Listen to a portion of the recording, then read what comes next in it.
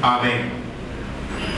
Libro de los Jueces, capítulo número 6. Hemos dado lectura del verso 1 al 11. Vamos a concentrarnos de ese verso en adelante para continuar con el estudio.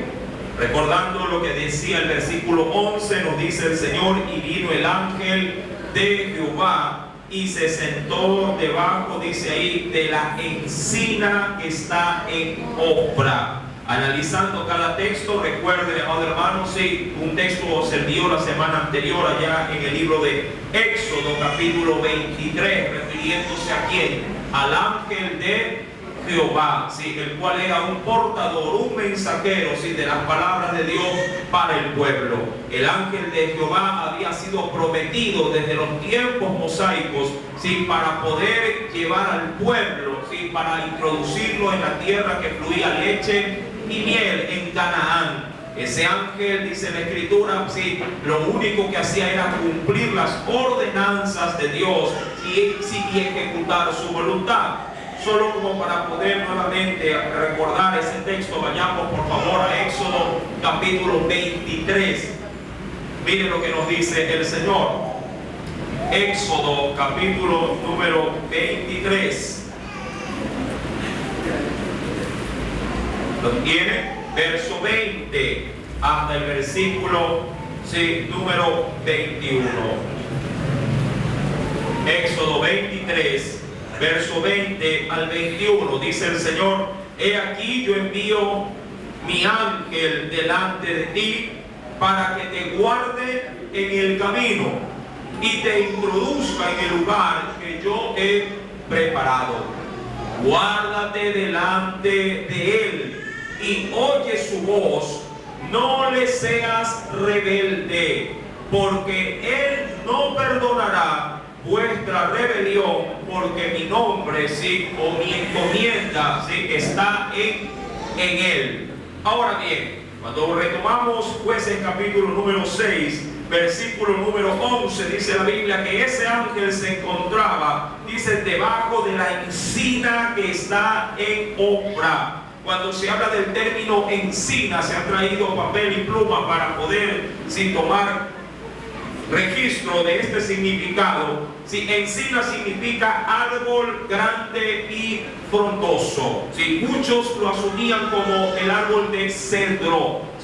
Árbol grande y frondoso significa el término encina. Es decir, que este ángel, dice, se sentó debajo de un árbol grande y frondoso, el cual se encontraba en una región, dice ahí, que está en Ofra, la cual era o pertenecía a Joás Abieserita, y su hijo, que dice ahí, Gedeón, estaba en ese lugar sacudiendo el trigo. ¿En dónde? En un lugar inapropiado, por cierto. Por lo general el trigo se lo suele sacudir en parcelas o extensiones, diríamos así, extensas, de terreno, a manera de una llanura o una superficie plana. ¿Con qué objetivo? Para que el barbecho, o en sí mismo todo aquello que pudiera, al sacudirse el trigo, pudiera el mismo viento hacer la labor de la limpieza. Hay personas que inclusive en la actualidad en casa, para poder limpiar el arroz, cogen el arroz, lo esparcen, diríamos así, a una altura, lo hacen caer a la olla, pero mientras va descendiendo el arroz lo soplan para que pueda salir cualquier tipo, diríamos, de basura, ¿verdad? Algo muy similar era lo que se hacía con el trigo.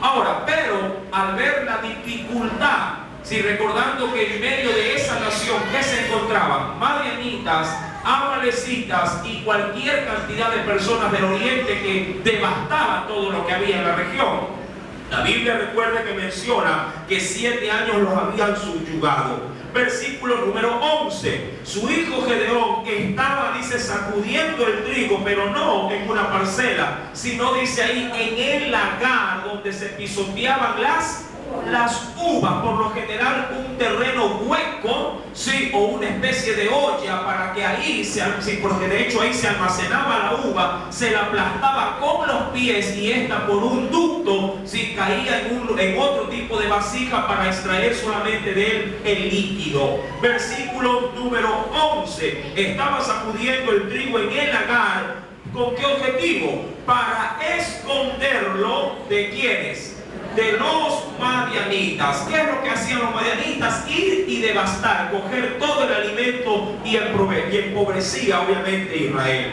Recuerde que lo curioso siempre ha sido en estos pasajes bíblicos de los jueces que el pueblo debió haber experimentado la turba, la prueba, la dificultad para acordarse de Dios y para clamar a Dios para que los libertara. Ahora, bajo ese escenario, un personaje, diríamos, se encontraba fuera de ese orden natural que Gedeón, su familia y todo el pueblo vivía cada día. En ese momento en especial, dice la Biblia, verso 12, y el ángel de Jehová se le apareció. Cosa curiosa, en el versículo número 11, el ángel de Dios ya estaba ahí. ¿Sí se ve? Puede volver a leer el texto. Dice, y vino el ángel de Jehová y se sentó debajo de la encina que está en Ofra. Ya estaba ahí, pero no se había dado, diríamos así, a conocer. Estaba, pero de manera invisible. Amén. Sí, recuerda que los ángeles, que son seres espirituales, creados también a la imagen y semejanza del Señor, estos seres también tienen los atributos que pueden tener, en este caso, sí, la Trinidad como tal. Hablando de poder desmaterializarse o materializarse como a ellos sí se les antoje. Diríamos, mi amado hermano, que el ángel ya estaba ahí, pero no era visible ante los ojos de ¿quién? De Gedeón. Recuerden, mi amado hermano, que también hemos podido analizar allá en la carta de los reyes cómo un profeta de Dios llamado Eliseo, viendo él que los sirios estaban alrededor para atacarlo, él podía ver con sus ojos espirituales cómo los ejércitos de Dios estaban ya cercando todo el lugar para protegerlo. Mas su siervo Giesi, estando junto al profeta, nada veía. Y es el profeta quien clama a Dios diciéndole: mi Dios, haz que éste pueda ver lo que yo estoy viendo. Y cuando dice la Biblia que Jehová le descubrió la vista, sus ojos, y pudo ver realmente, sí, en este caso, sí, cómo los ejércitos celestiales estaban ya brindando cobertura y protección contra el ejército sirio. Mi amado hermano, un mundo espiritual es un mundo real, aun cuando usted y yo no lo podamos ver con nuestros ojos naturales. Amén. Ya que recuerde que la misma Biblia, como también lo tratábamos el día de ayer, antes de ayer, el día viernes, ¿sí? En las enseñanzas, recuerde que nuestras batallas y nuestras guerras no son carnales, sino espirituales. En el mundo espiritual hay enemigos, pero también hay, diríamos, seres que Dios ha creado para nuestra cobertura y protección. En este caso vendría a ser el ángel de Jehová. Versículo número 12, recuerde, y el ángel de Jehová estaba ya sentado ahí, pero en el verso 12 dice que se le apareció, se dejó ver y le dijo: Jehová está contigo, varón esforzado, dice ahí, y valiente. En la versión de la nueva traducción actual, menciona el texto diciendo: varón, sí, tú eres, dice ahí, esforzado y valiente. Ahora, ¿por qué le da este tipo de saludación? Primeramente, al ver, mi amado hermano, la condición del pueblo. ¿Cuál era la condición del pueblo en los tiempos de Gedeón? Si retrocedemos, por favor, un poquito dentro, sí, del mismo texto de Jueces, capítulo número 6, veamos, por favor, sí, qué dice el verso número 2. ¿Cómo eran los moradores, sí, de aquel entonces? ¿Ya lo tiene? Y la mano de Madián, hablando de los enemigos de Israel, prevaleció contra Israel. Y los hijos de Israel, por causa de los madianitas, se hicieron cuevas en los montes y cavernas y lugares, dice ahí, fortificados. Es decir, mi amado hermano, que ellos no vivían, y de hecho ni siquiera asomaban sus narices, mucho menos en los lugares más susceptibles donde los enemigos habrían de estar, que esto era donde estaban las cosechas. Mas sin embargo, si Gedeón no tuvo más reparo en que ir a hacer la labor, porque el hambre apremiaba. recordando que Gedeón no estaba solo. De seguro que él tenía familia, tenía padre, tenía madre, esposa y aún debió haber tenido hijos. Y cuando hay necesidad, hay que salir a buscar, ¿verdad?, el alimento a como dé lugar. Sí, mas sin embargo muchos morían de hambre porque pasaban escondidos como animales, sí, encerrados ahí dentro de las cavernas de la tierra. Mi amado hermano, la actitud de Gedeón fue por demás, obviamente, en ese sentido, diríamos, honorable para llevar el alimento a su casa. Esa acción, sí, el Señor la reconoce. Dice en el verso 12, Jehová está contigo, o Dios te bendiga, en el saludo cristiano, ¿verdad? Dice, varón esforzado y valiente. Ahora, estas palabras, mi amado hermano, de seguro sorprendió a Gedeón. Primeramente porque en aquel entonces ya no se oía, ni se podría, diríamos así, ver con frecuencia este tipo de saludaciones. 7 años Israel estaba subyugado, sí, por los madianitas y amalecitas. Pero recuerde que las consecuencias de esa, diríamos, huida y esa tragedia no era responsabilidad de Dios, era responsabilidad del propio pueblo. El pueblo, ¿qué había sucedido? Se había olvidado de su Dios y se había volcado a la idolatría. ¿Recuerda usted, sí, a quienes servía Israel? A 2 dioses, Baal y Asera.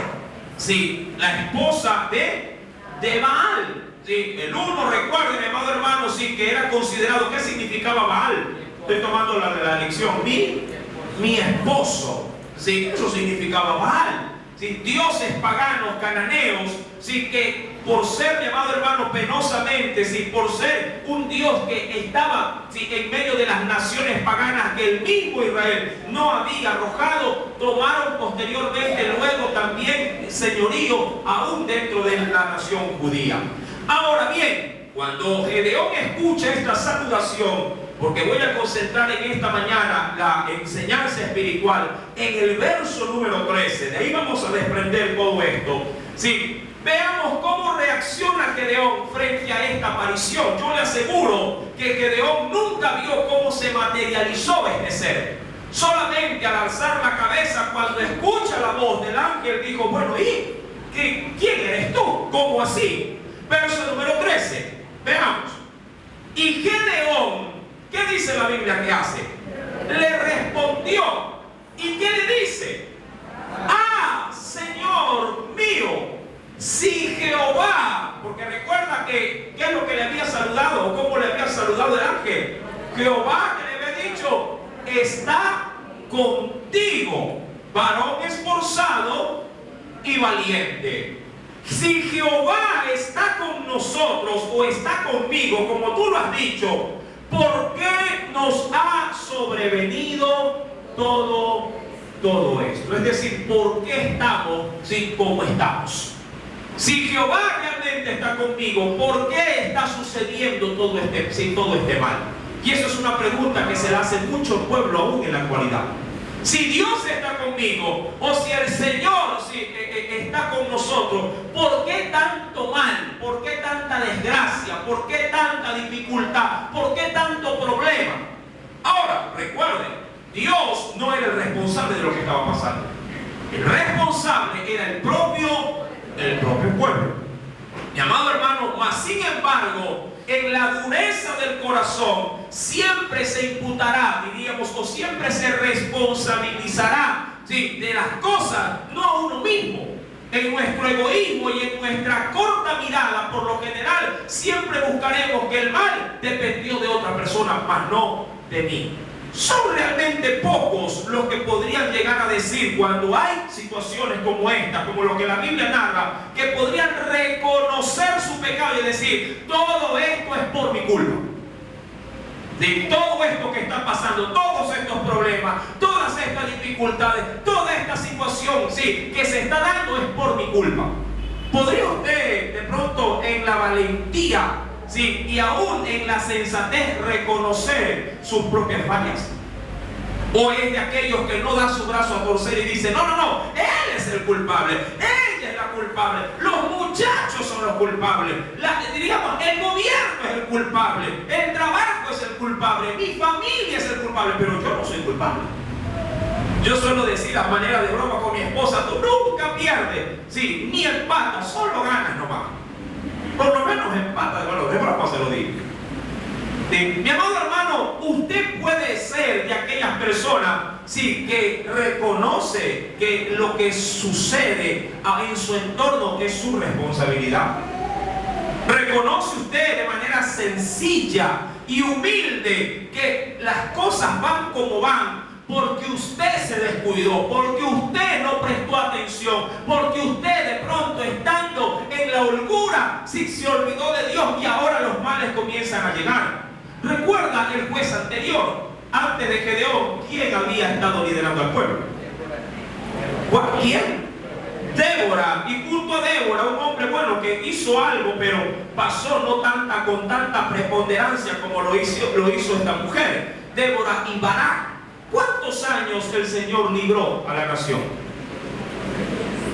¿Cuántos años? Corre la Biblia, ¿dónde está la Biblia? Usted tiene la mente más fresca que la mía. ¿Cuántos años? 40 años. Sí, 40 años durante, diríamos así, la vida del juez. Sí, que estuvo ahí, diríamos así, constantemente llamando la atención, alando la oreja, estuvo motivando, diciéndole al pueblo, vengan a buscar de Dios, se va a leer la escritura, no fallen para poder aprender de Dios. Estuvo constantemente instando al pueblo de que orara, de que buscara los sabios. Durante todo ese tiempo el pueblo vivió en paz. Vivió en paz. Muerto el profeta, murieron las esperanzas, murió la búsqueda.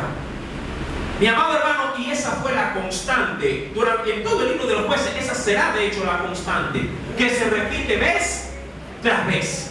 Mientras haya alguien que te esté motivando, estás bueno, ya vamos. Pero si por alguna razón el que te motiva ya no lo hace, tú te caes, tú ya no buscas, tú te detienes. Mi amado, y la vida espiritual no puede depender de otra persona. Tu crecimiento espiritual no puede ser responsabilidad de un tercero, debe de ser tuya exclusivamente. Amén. Porque es tu vida la que está en riesgo, no la vida de otro, a la hora de dar cuenta a Dios. Si tú bajas la guardia, el único perjudicado serás tú mismo. Si tú te desconectas, si tú comienzas a menguar, solamente tu vida será la que llevará estragos. Y para pena y desgracia, una vez que te afecta a ti, también afecta a tu entorno. Y los primeros que se ven afectados, si eres casado, son tus hijos. Lo primerito. Si eres soltero, de pronto, bueno, se minimiza un poco el asunto. Pero, mi amado hermano, si en nosotros hay la responsabilidad de guiar a una familia, de sobrellevar en este caso un hogar, de seguro si tú bajas en tu rendimiento, en tu búsqueda, los primeros que se van a afectar son los seres que tú dices que más amas. Ahora yo podría meterla de duda, ¿qué tanto los amas? Porque si los amaras, harías todo, aún para que en la parte espiritual ellos estén siempre en alto. ¿Cuántos se preocupan para llevar un pan a la mesa de su casa? Y lo hace específicamente ¿para qué? Para poder dar cobertura, alimento, protección, cuidado a los seres que tú amas. Pero eso muchas veces lo haces en el ámbito secular. Pero ¿qué hay de la parte más primordial, la columna vertebral de todo hogar? Sí, en la parte espiritual. ¿Qué hay de esa preocupación? ¿Qué hay de esa dedicación constante? Gedeón, mi amado hermano, sí, si bien es cierto, estaba haciendo algo, diríamos así, algo valiente. ¿Qué cosa? ¿Salir a dónde? ¿Al campo a qué? A tratar de coger algo de comida, sí, aun cuando lo hacía en un lugar escondido, en el lagar, para llevar algo de cebada, algo de trigo, sí, para su familia. Mi amado hermano, cuando escucha de parte de este ser, que él obviamente de manera inicial no lo podía reconocer como tal, él lo primero que hace en esta conversación es echarle la culpa ¿a quién? A Dios. Recuerda que Gedeón le dice a este hombre, le dice, si Jehová está con nosotros, ¿por qué nos ha sobrevenido todo esto? ¿Quieres saber por qué? Vamos a dar una respuesta a esto. El ángel también se la va a dar. Sí, pero mucho más adelante. Versículo número 13.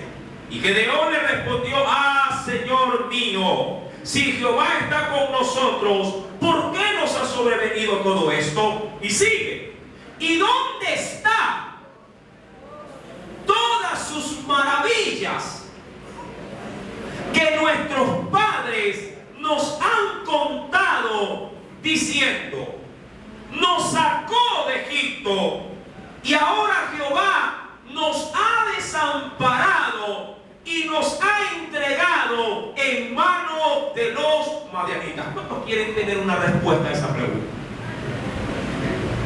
Yo la estuve buscando, le cuento. No digo que no la encontré, pero cuando la encontré, casi me voy para atrás como Condorito. Acompáñeme por favor a la Biblia, porque ella tiene la respuesta. Vayamos al Evangelio de Lucas y agárrese a su asiento. Cuidado, se cae. Capítulo 17. Vamos a ver, dejemos que Jesús mismo responda, ¿le parece? Lucas capítulo número 17.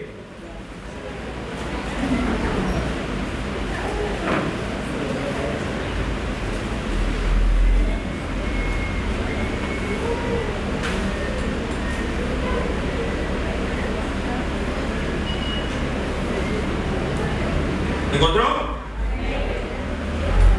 Voy a leer una historia real y en función de esa historia obtendremos la respuesta. Sí, Lucas capítulo 17, verso 11 al 17 también. ¿Ya lo tiene? Yendo Jesús a Jerusalén, pasaba entre Samaria y Galilea. Sí, dos ciudades. Recordando que los samaritanos, si bien es cierto, pertenecían al pueblo de Israel, pero por ser un linaje cruzado, ¿en qué sentido? Ellos cuando entraron al cautiverio en Babilonia, muchos cuando fueron libertados del cautiverio no regresaron a Jerusalén o a Israel, sino que se quedaron ahí formando, diríamos así, o siguiendo con sus vidas, formando sus hogares. Pero después, sí, después de cientos de años, retornaron, pero ya no era un linaje puro, ya no era una descendencia exclusiva, porque aún en sus casamientos ya se habían, diríamos así, unido sin yugos desiguales. Pero hay quienes todavía mantenían sus apellidos, diríamos así, mantenían sin cierto tipo de vestigios de Israel, pero adoraban al Dios de Israel, ¿ya? Ahora, Galilea obviamente ya era una ciudad exclusivamente sí, israelita. Yendo Jesús a Jerusalén, pasaba entre Samaria y Galilea. Y al entrar en una aldea, dice ahí, le salieron al encuentro 10 hombres leprosos.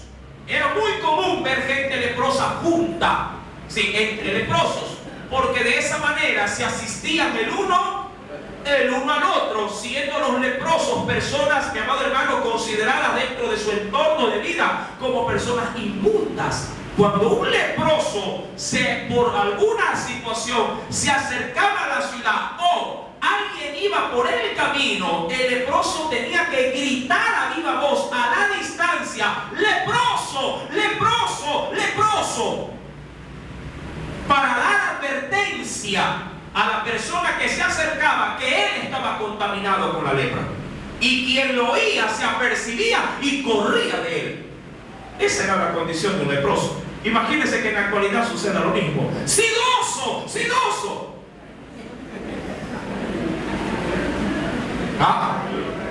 Sería ideal, porque se detectaría ¿qué cosa de entrada? La enfermedad. Pero sería mucho mejor si alguien dijera: ¡mentiroso! Mentiroso, mentiroso. Uy, con ese señal es mentiroso, ¿verdad? Mucho se puede aprender de ellos, pero bueno, no los quiero tomar como enseñanza en este momento. Estos leprosos, dice la Biblia, Iban, dice ahí, y se pararon, dice, ¿de dónde? De Jesús. Esto corrobora lo que estoy diciendo. ¿Qué dice la Biblia? ¿Qué? ¿Y por qué se pararon de lejos? Por esta misma razón. Sí, porque la lepra era muy pasosa. Y dentro de su contexto cultural, como se los he mencionado, ellos estaban excluidos de la sociedad. E hicieron lo que estaban acostumbrados a hacer: a proclamar su enfermedad, y quienes lo oían se detenían por la lepra, por causa de la lepra. Verso número 13. Y alzaron la voz. Eso era normal. Y le dijeron, en ese sentido, ¿qué cosa le dijeron a Jesús? Jesús, Maestro, ten misericordia de nosotros. Cuando Él los vio, les dijo: id, mostraos a los sacerdotes, porque esa era la ley para la obtención de la purificación de la lepra. Y dice, y mostraos los sacerdotes. Y aconteció que mientras iban, es decir, aquellos samaritanos, ¿sí?, o de pronto mezclados también con muchos judíos leprosos, yendo por el camino para presentarse, ¿en dónde? ¿A dónde ustedes creen que iban ellos? ¿A dónde? A Jerusalén. ¿Y de Jerusalén a dónde específicamente? Al templo. Era el único lugar para poder recibir ahí, diríamos así, en este caso, la liturgia, ¿sí?, el procedimiento eclesial para poder recibir purificación. Para que un leproso pueda ser encontrado limpio, tenía que pasar un largo proceso frente al sacerdote, el cual luego de una exhausta evaluación podía llegar a determinar si estaba o no limpio. El problema en aquellos entonces era que los leprosos ya no hacían ese ritual, porque un leproso, ¿sí?, ya en los tiempos de Jesús, ¿sí?, no gozaba por lo general de una recuperación o de una sanidad. No, ya los leprosos eran prácticamente instaurados en grandes cavernas o huecos de la tierra, y ahí se los hacía vivir. Y la comida se las bajaban con soga, con poleas. Y ahí, si alguien si acaso llegaba a sanar por sí mismo, mi querido hermano, penosamente se volvía a contaminar. Porque otro leproso, sí, con severidad de pronto en sus llagas, lo volvía a contaminar. Prácticamente al que le daba la lepra era una enfermedad condenada a muerte. Mi amado hermano, Jesús, cuando los ve a lo lejos, les dice: vayan y preséntense al sacerdote. Ahora, ¿cuándo uno se presentaba ante el sacerdote? Cuando creía o pensaba que su lepra comenzaba a sanar. El problema es que todos ellos estaban bien leprosos.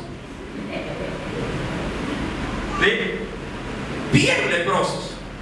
Pero dice la Biblia que aconteció que cuando, dice ahí, iban por el camino, mientras iban caminando hacia Jerusalén para buscar el templo, y me imagino que eso debe haber sido en muy poco tiempo, dice la Biblia, fueron, ¿sí?, caminando. Muchos estaban así, rascándose, que la lepra es una llaga, y una llaga muchas veces en sarna causa picazón, pero de pronto dejaron de rascarse. De pronto dejaron, sí, también de quejarse, porque la lepra, si usted ya va a los textos allá en el libro de Job, menciona con claridad que la lepra es una llaga que sí, que come carne y deja hundimiento en la piel. Una llaga blanca de pronto, sí, que comienza a comer, sí, como cual come un gusano la carne, y el hueco y la carne viva comienza a aparecer. Muchos al caminar dijeron: ya no me pica. Otros al verse la piel dijeron: ya no la veo, sí, la carne viva, veo que comienza a cicatrizar. Esto fue en lapso de segundos, caminando yendo a Jerusalén. Pero recuerden, estamos en Gedeón y vamos a dar respuesta por qué. Sí, a veces el hombre en su insensatez le pregunta a Dios: ¿por qué no haces nada? Claro está, imputándose uno mismo que uno es justo o uno no es merecedor del castigo de Dios. Versículo 14. Aconteció en la parte final, dice que mientras iban fueron limpiados. Entonces, uno de ellos, ¿de esos cuántos leprosos eran? Uno de ellos, viendo, ojo, viendo que habían sido, ¿qué cosa? Que había sido sanado. Y eso, mi amado hermano, no solamente lo identificó uno, todos debieron haber visto que eran sanados. Pero de ellos todos, uno solo, dice ahí, luego de ver que había sido sanado, volvió. ¿Volvió qué cosa? Glorificando a Dios. Y lo hizo a lo que él estaba acostumbrado a hacerlo, pero a diferencia, antes lo hacía para mal, anunciando sí, su enfermedad. Ahora anunciaba ¿qué cosa? La gloria de Dios en su vida. Verso 16.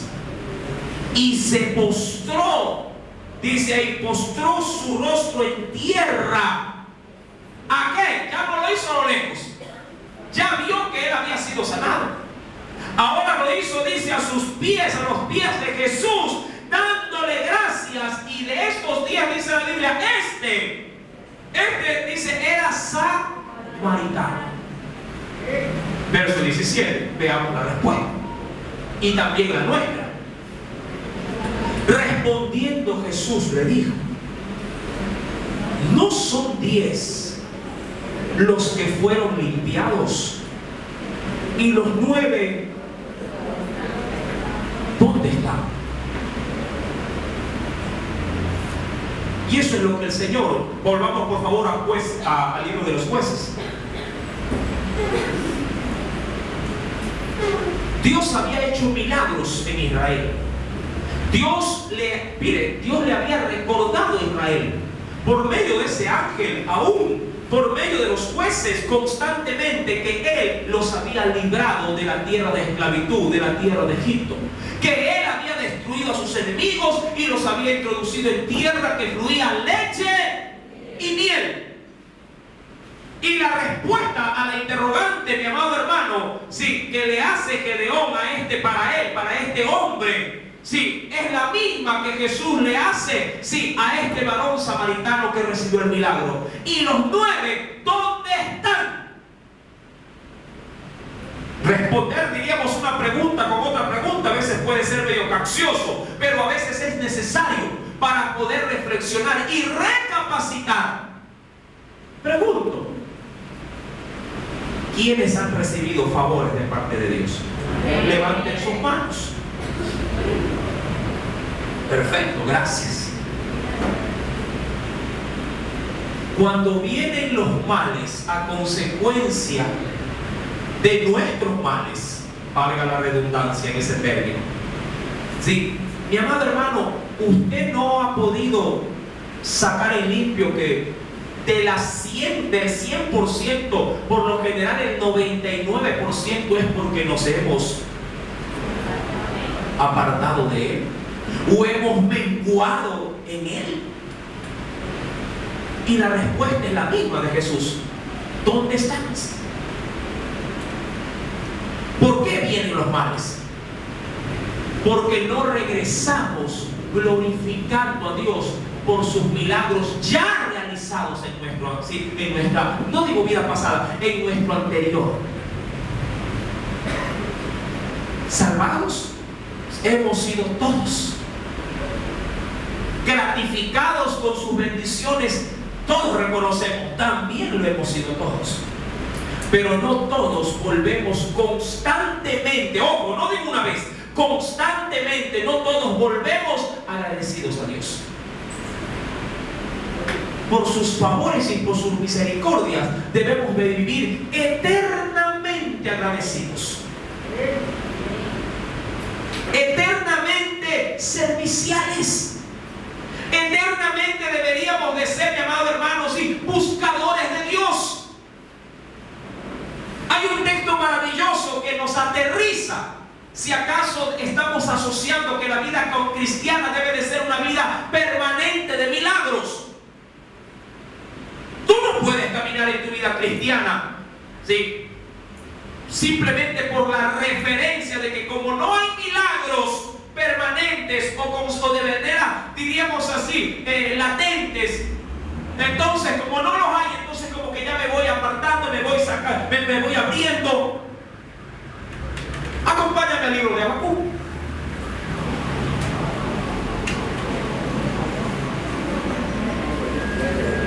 ¿Dónde está Habacuc? Que encuentran. Si no lo encuentras, pon aviso en el periódico. Se busca Habacuc. En el capítulo número 3, libro de Habacuc,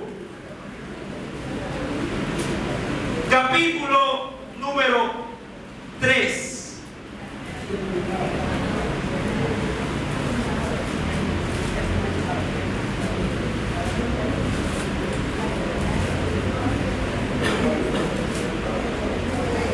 ¿Lo tiene?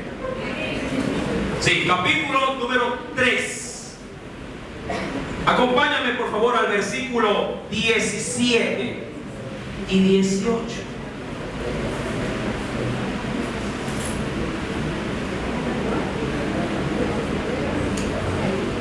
Está entre Sofonías, ¿sí?, y Nahum. Ahí como sándwich, ahí está. ¿Lo tiene? Léelo, por favor.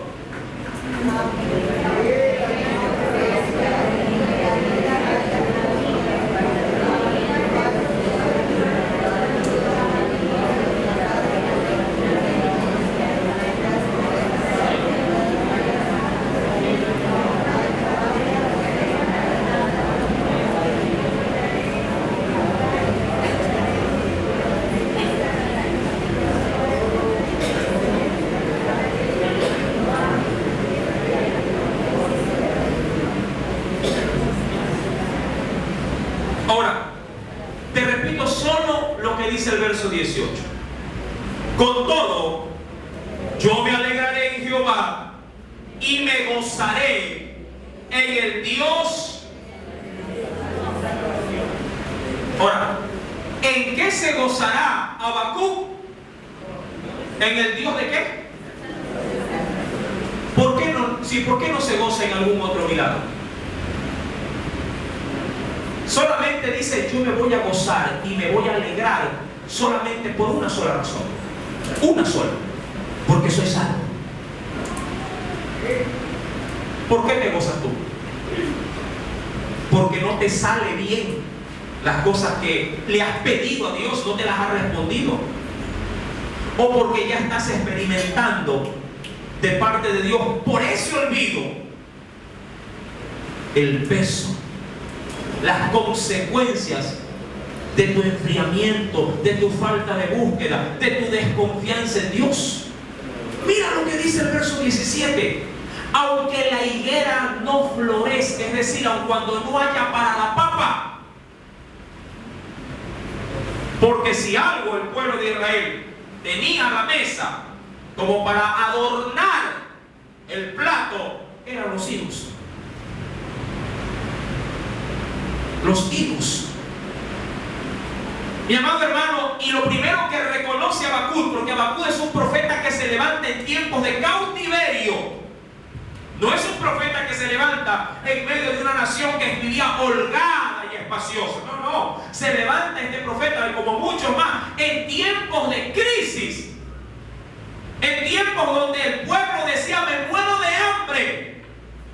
Y es en esos tiempos donde Habacuc logra reconocer y dice, a ver, señores, aunque la higuera no dé lo que debe de dar, porque con las flores sale el fruto. Dice ahí, ni en las vides, que es el viñedo, haya qué cosa en el viñedo, uvas. Y aunque falte el producto del olivo, el aceite, ¿a cuántos le falta esto a veces en casa? ¿Y cómo es tu ánimo en ese sentido? O haces como Gedeón, buscas en Dios, ¿sí?, algún tipo de respuesta. ¿Pero por qué, Señor? Y la respuesta va a ser otra pregunta: ¿y tú dónde estás en estos tiempos? ¿Estás glorificando mi nombre o te estás quejando? ¿Cómo estás?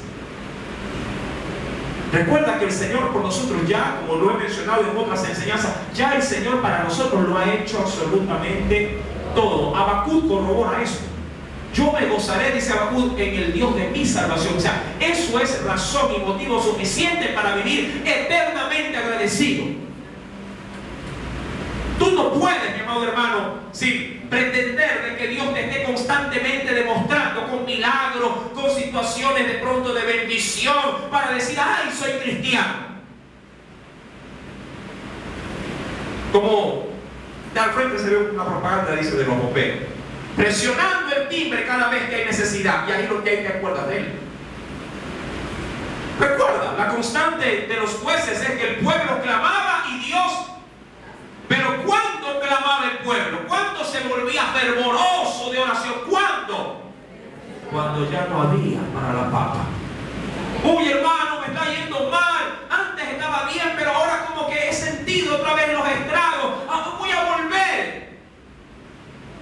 Dios dice: no, un ratito. Tú no tienes que volver a ningún lado. Tú nunca debiste haberte desprendido de mí. Con abundancia o sin abundancia, con bendición o sin bendición, con salud o con enfermedad, tú siempre debiste haber estado junto a mí, porque yo soy el Dios, no de tus milagros ni de tus caprichos, soy el Dios de tu salvación. Amén. De eso soy, de tu salvación, no de lo que te pueda dar, porque en cuyo caso estaríamos actuando como lo hace el hombre. El hombre por lo general siempre busca o agradece o dice estar con alguien cuando obtiene favores de ese alguien.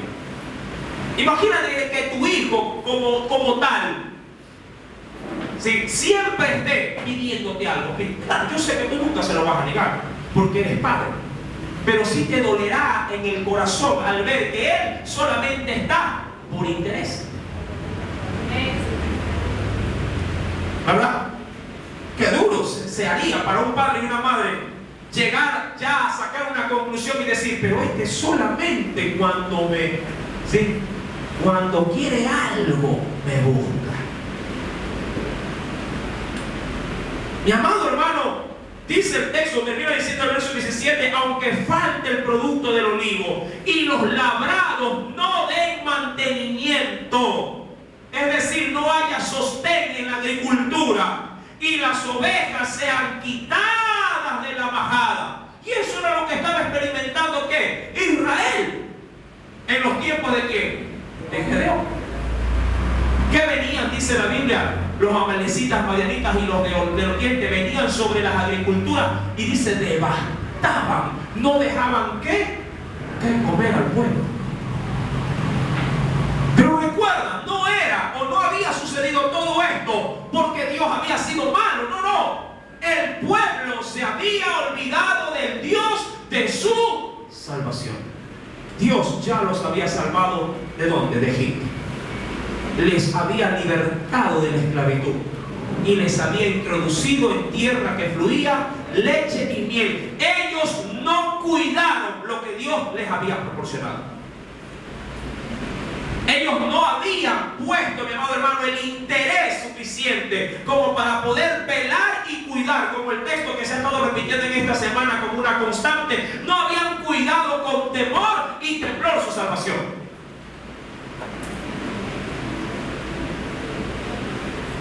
Y dice el texto en el verso 17, en la parte final, y ahí dice: y no haya vacas en donde. Así como cuando abres la refrigeradora y la ves pelada, o revisas el rol de pago y sale cero porque te han descontado a diestra y siniestra. ¿Verdad que así a veces llega el rol? ¡Uy, esto! Y en casa, ¡y ya! Sí, ya.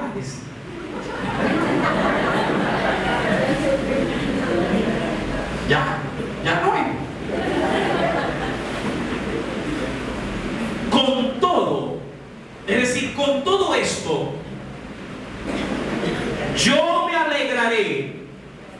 Jehová y me gozaré en el Dios de mi salvación. Esa es la razón.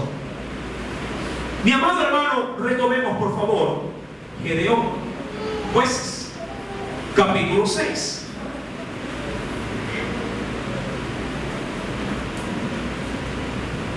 Versículo número 13. Gedeón le responde: Señor mío, si Jehová está con nosotros, ¿por qué nos ha sobrevenido todo esto? ¿Y dónde están todas sus maravillas que nuestros padres nos han contado?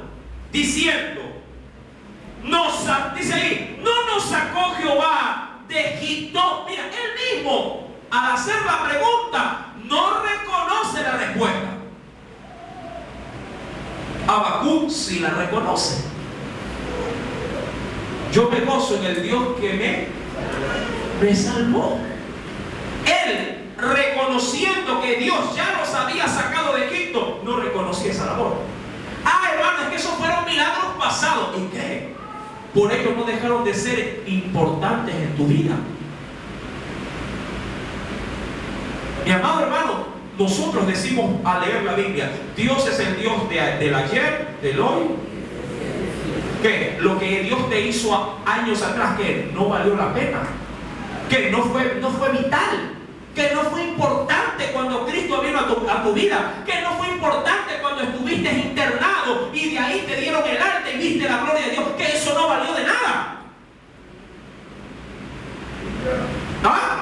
Que el plato que comiste ayer o la semana o el mes o el año pasado, que te lo puso sobre la mesa, que te llegó a dar en una Navidad pago, que eso no valió. ¿Qué tan gratos somos con Dios? Él reconoce todo esto, pero bajo un enfoque totalmente diferente. ¿Cómo ves tú a Dios? Mi amado hermano, dice la Biblia que nos sacó, dice Jehová, de Egipto. Y ahora Jehová nos ha... Sí, eso es lo malo del hombre, el presente. Jehová, dice ahí, ahora nos ha desamparado y le imputa una culpabilidad y nos ha entregado en manos de los madianitas. Eso es lo malo del hombre. El hombre nunca estima lo que Dios ha hecho, sino lo que Dios tiene que hacer. Mi amado hermano, no seamos insensatos ni faltos de prudencia. Para un padre, si tú no me dejas mentir, ¿cuántos son papitos ahí, mamitas acá? Ellos siempre, mi amado hermano, se proyectan con sus hijos para su futuro, haciéndole hincapié en lo que ellos hicieron en el pasado. Un padre siempre le dice, mira, yo dejé para que tú seas tal cosa. Le hago ver esto a usted como padre y como madre para que entienda también la mente y el corazón de Dios. Porque Dios siempre nos recordará lo que Él hizo con su Hijo por nosotros, para nosotros heredar a futuro lo que vamos a tener, la vida eterna. Todo lo que pase en esa labor que Dios ha hecho, hasta lo que Dios nos va a dar, todo lo que pasa es puro relleno nada más. Porque ya Dios, lo más importante, ya lo hizo. Que no hay para la papa mañana, que quién sabe si cojo o no cojo completo, que si viene o no viene la enfermedad. Hermano, eso es relleno. Eso no puede mover tu fe, eso no puede hacerte, mi amado hermano, temblar el piso. Tu fundamento es Cristo y todo lo que pase sobre eso es cuento. Pero debes de ser obviamente fortalecido que cada día. Sí, tu fe debe ser fortalecida y alimentada cada día para permanecer en ese fundamento. De lo contrario, siempre vas a vivir una vida desmoronada. Mi amado hermano, dice la Escritura, acompáñame por favor a otro texto de referencia. En Jeremías, en el capítulo número 3, mira lo que el Señor nos dice en el verso 21 y 22. Jeremías, capítulo número 3, verso 21 y 22.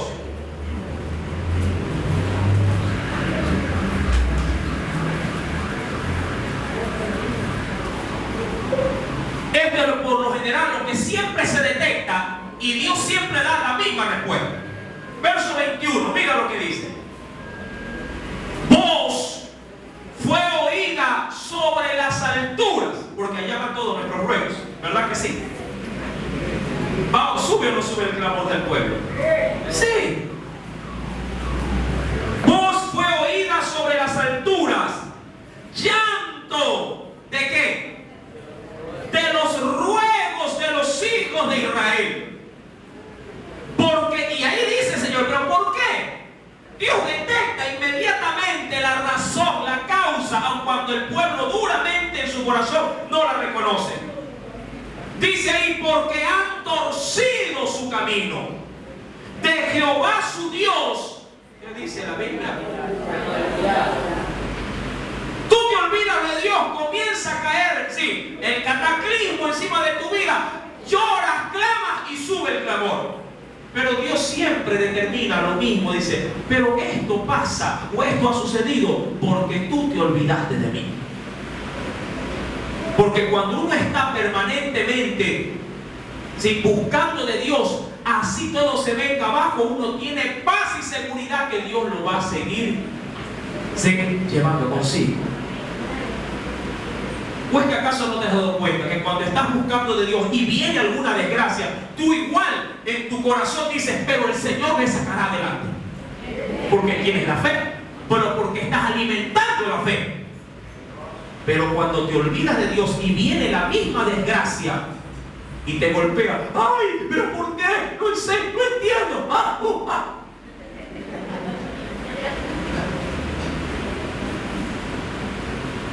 Mi amado hermano, el verso 22 remata,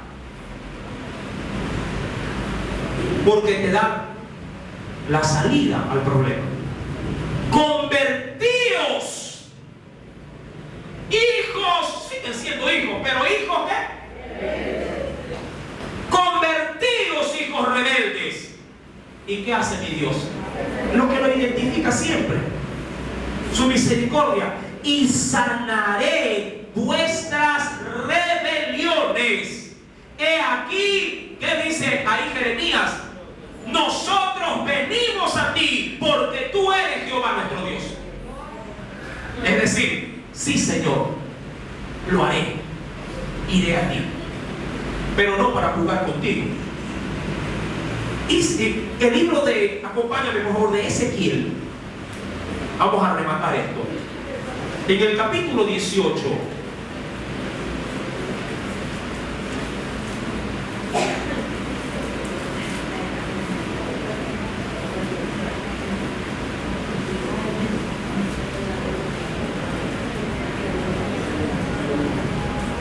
Ezequiel capítulo 18, verso 25 en adelante, mira lo que dice el Señor. ¿Lo tienes? Y si dijeres, si acaso alguien pretende, como dijo Gedeón en el inicio, no, si es Dios el que se ha olvidado, Dios echándole la culpa al Señor. Y si dijeres, no es recto el camino del Señor, es decir, es injusto. Si yo sí le busco, pues claro que no oro así, pero sí le busco, mentira. No, hermano, si yo sí voy a la iglesia, claro, una vez al año, pero voy, hermano. No, hermano, si yo sí leo una vez a la semana, siempre leo. ¿Cómo está tu vida de oración? ¿Cómo está tu vida de búsqueda? Queriendo resumir en un solo término todo esto. ¿Cómo está tu vida de búsqueda para con Dios? ¿Fervoroso o menguo? Porque cada año que pasa pasa en tu vida cristiana debe de ser una vida de mayor enamoramiento para con Dios, no de olvido. Cada día en Cristo debe de aumentar nuestra búsqueda. ¿Debe o no debe ser así? Penosamente el denominador común entre el pueblo cristiano de hoy es que cada año que pasa, cada año más débil se hace, menos buscador. Antes iba diariamente a la iglesia y ahora una vez al mes. Uy, hermano, yo antes, si usted me hubiera visto antes, ¿cómo buscaba? Mire, antes, ¿qué quieres? ¿Aplausos por las glorias pasadas? Olvídate del antes. Mira cómo estás hoy. ¿Se recuerda mi frase? No es cómo se empieza, es cómo terminamos la carrera. Amén. Uy, hermano, antes yo salía, predicaba, las almas venían antes, y ahora las almas se mueren delante de tus pies. Amén. Porque eres incapaz de no abrir tu boca. ¿Cómo conocerán? ¿Cómo oirán si no hay quien les predique? Ese texto no es para el ayer, es para el hoy. Porque tu vida no dura toda la vida.